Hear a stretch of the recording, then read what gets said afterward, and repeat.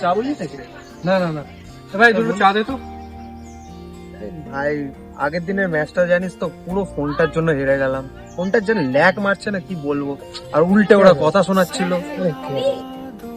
হয় মাঝে মাঝে হয়, কিছু না, ঠিক হয়ে যাবে ভাই, তো ভাবিস না তো।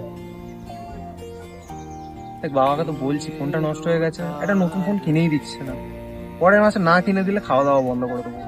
কি বলবো বল ভাই, একমাত্র ছেলে তুই, খাওয়া দাওয়া চালে তোকে তো কাউকে দিতেই হবে।